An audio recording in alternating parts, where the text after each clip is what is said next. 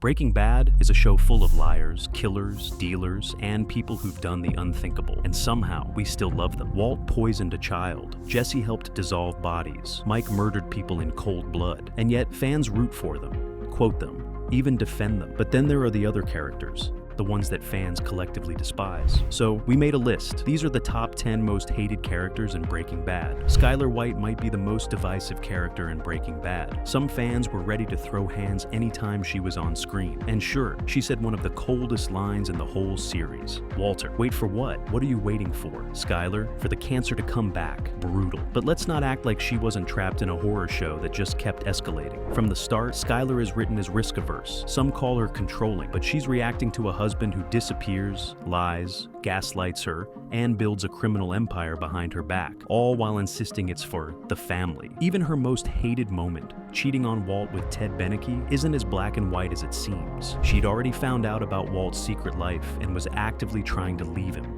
and she didn't sneak around. She told him to his face because he refused to let go, and emotional pain was the only leverage she had left. It wasn't revenge, it was desperation. And you know what? A lot of the Skyler hate felt kinda biased. Like, Walt could literally poison a child and still get called the GOAT. But Skyler smokes a cigarette while pregnant, and the internet loses its mind. There's definitely some double standards at play. She wasn't perfect. She was complicated, inconsistent, scared, and sometimes just plain hard to watch. But that's because she was real. The hate she gets is loud, but not always fair. So yes, she makes the list, but barely. Because the truth is, Skyler was never the villain. She was just married to one. Still, I hate her though. At first glance, they're the nice rich couple. The ones who offered to help Walt, who built $1 billion tech company, and who generously donated millions to drug rehab centers. But get to know them a little better, and the image gets uglier. Gretchen and Walt weren't just exes. They were chemistry lab partners, creative equals. Together, they helped build what would eventually become Gray Matter Technologies. But after one awkward trip to meet her wealthy family, Walt's pride was hurt. So he disappeared and sold his share in Gray Matter for $5,000. Years later, she's married to Elliot, Walt's former best friend, and they're living in luxury off the company Walt helped create. Did they really steal his research? Not really. Walt is the one who chose to leave. But here's the thing. When Walt's criminal identity is revealed to the public, Gretchen and Elliot go on national TV and say Walt contributed essentially nothing. It was a slap in the face. And for a man like Walt, that wasn't just a lie, it was character assassination. To them, they're just trying to protect their image, their brand, and distance themselves from a criminal. Walter saw the interview minutes after he had called the cops on himself. He was ready to surrender. But seeing them pretend he never mattered, that dragged him back into the game. He drives straight to their home, drops a pile of money, and tells them to give it to Walter Jr.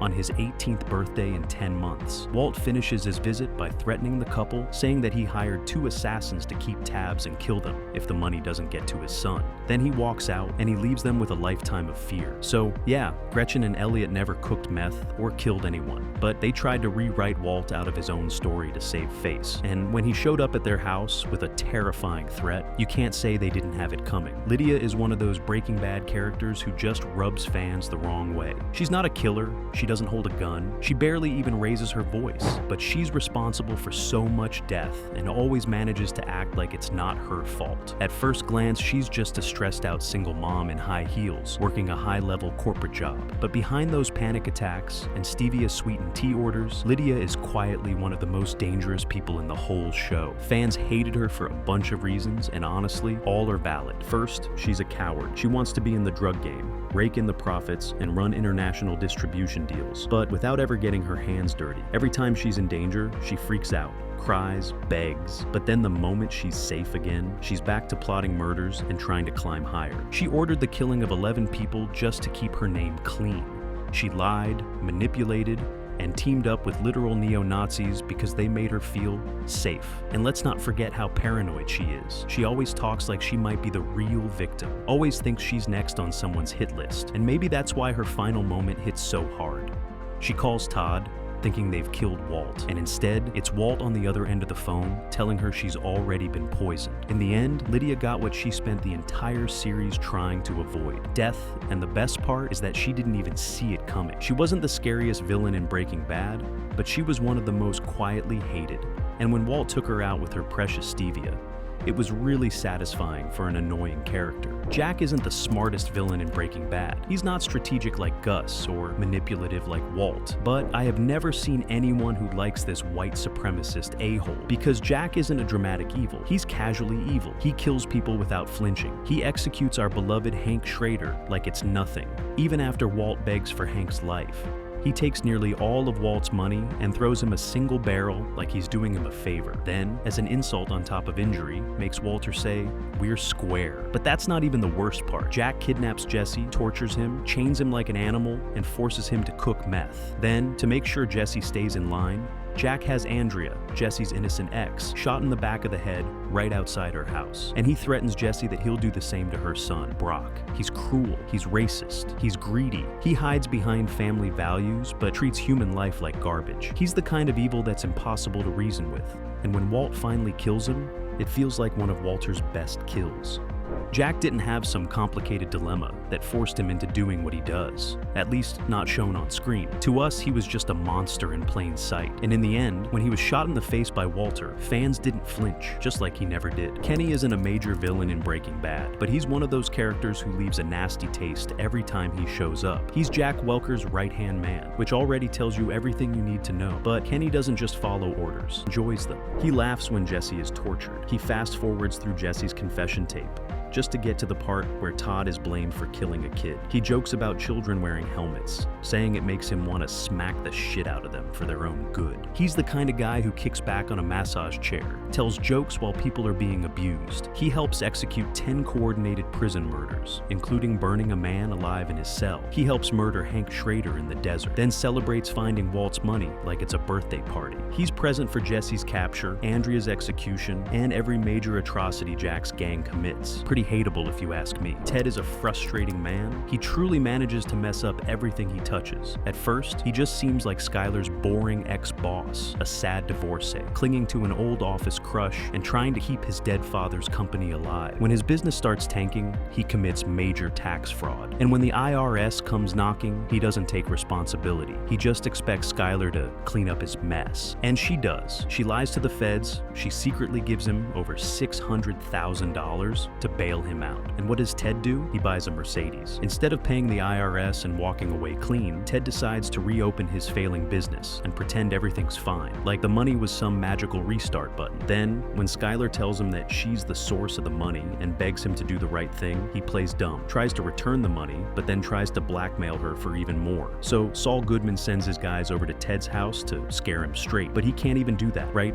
He ends up falling and breaking his neck. By season 5, he's in a hospital bed, scared and barely able to speak, finally promising Skyler to keep quiet. Ted is the guy who gets handed lifelines and burns them all because of entitlement, and an IQ closer to a jammed printer than it is to a businessman. No wonder his wife left him. It's impressive how a character that's shown in only one episode can end up being one of the top 5 most hated people in a show, filled with killers, drug lords, and absolute monsters. But that's just how awful Spooge is. He's a meth head criminal with zero impulse control, no regard for human life, and not an ounce of self-awareness. We know about him when he and his wife rob Skinny Pete at knife point. Then we meet him at his house, and he's somehow worse than expected. He's high out of his mind, trying to break open a stolen ATM, and his actual son is just there, wandering through the wreckage of his parents' drugged-out lives. And you know what? We care about the child's well-being way more than he does. Spooge brags about killing a convenience store clerk while stealing the ATM, calls his partner a skank on repeat, and tries to rob Jesse while his own child watches. And when he finally wedges himself under the ATM to drill it open, his own partner tips the thing over and crushes his skull. Spooge is literally disgusting. He's not clever, and he's not even particularly dangerous, but it's the fact that he leaves his little boy sitting in the middle of all the filth, crime, and danger that makes him especially loathsome. Spooge didn't just ruin himself, he brought a child into it, and for that, he deserves every bit of the hate. At first glance, Marie seems like the most wholesome and one of the more grounded characters in Breaking Bad. She's a radiologic technologist. She loves her family. She decorates her life in purple and worries about germs and nutrition. She's not part of the criminal underworld, and compared to the chaos around her, she seems relatively sane, but spend a little time with her, and it's easy to see why fans can't stand understand her. Marie is a walking contradiction. She dishes out moral lectures while stealing trinkets from open houses. She meddles constantly, usually under the guise of helping, but makes every crisis about herself. She thinks she's the voice of reason, but her logic is warped, self-serving, and full of double standards. She inserts herself into problems she barely understands, lashes out when things don't go her way, and plays the victim even when she's clearly in the wrong. She's judgmental to everyone else, yet completely blind to her own flaws. She's not evil nor violent, but that's almost what makes her worse. Because in a show full of extreme characters doing terrible things for survival, Marie is just annoying on principle, and somehow that's more infuriating. Jesse's seemingly sweet parents managed to stand out as some of the most cruel people in Breaking Bad because their weapon of choice wasn't violence, it's abandonment. Adam and Diane Pinkman come off at first like any concerned suburban parents, strict, clean-cut, disappointed in their wayward son. But the more we see of them, the clearer it becomes. These aren't just parents trying their best. These are people who gave up, who looked at their struggling, self-destructive, hurting child and decided he's too much trouble. Rather than lean in, they leaned out. Jesse fails at school and spirals into addiction. Kick him out. Cut ties. He starts trying, genuinely trying, to get clean and rebuild. Still not good enough. Still not welcome. Even the house Jesse desperately tried to hold on to, the one place that felt like his, they sold it just to keep him out and protect themselves from any future fallout. But Jesse, through Saul Goodman's legal maneuvering, bought it back at half the price. That moment where he stares them down and shuts the door in their stunned faces, that wasn't petty revenge. That was earned catharsis. Their younger son, Jake, is clearly the golden child, the one they pour their hopes into. But Jesse's treated like a family embarrassment they're desperate to sweep under the rug. And look, Jesse made a lot of awful choices. No one's saying he was an easy kid, but what makes Mr. and Mrs. Pinkman hated isn't just what they did, it's what they didn't. They didn't show up. They didn't listen. They didn't believe there was still anything worth saving in their son. And they failed their child when he needed them most. Some villains scream, others sneer, but Todd Alquist smiles. And that might be what makes him one of the most unsettling monsters in TV history. He's polite, soft-spoken, offers you pizza after he forces you to bury a body in the desert. He's not messy or volatile. He doesn't kill out of rage. He kills with a quiet, unnerving calm, like he's crossing off a chore on a to-do list. Todd enters the story as an exterminator, helping Walt and Jesse cook meth under fumigated homes. But very quickly, he proves himself different, not smarter nor stronger, just chillingly willing to do whatever it takes. That willingness is what makes Todd rise in the criminal world. It's also what makes him terrifying, because when a little boy accidentally witnesses a train heist, Todd just waves at the kid welcomingly, and not a second later, he shoots it. Without even flinching, no moral dilemma, just a shrug and a man, shit happens. Todd normalizes his horrific acts. He even keeps the dead kid's tarantula in a jar like a souvenir. He enslaves Jesse in a meth lab and brings him ice cream when he cooks a good batch. He murders his cleaning lady and then chats about money hiding places over soup. Todd's genius as a character is that he's horrifyingly bland. The kind of guy who looks like he'd help you carry groceries to your car and then strangle you with his belt 5 minutes later because you found the wrong thing in his apartment. And he kills with a smile. He tells Andrea it's nothing personal before putting a bullet in her head. Where Jesse Pinkman is all heart and guilt and humanity, Todd is the black hole opposite. No remorse, no conflict, just silence and cruelty. Todd is a boy next door who never grew a conscience, and that's what makes him unforgettable. So there you have it. These were the characters we thought were the absolute worst. Was there someone you couldn't stand that didn't make the list? Drop their name in the comments and tell us why they deserve a spot. And if you enjoyed this breakdown, don't forget to like, subscribe, and hit the bell so you never miss the next video.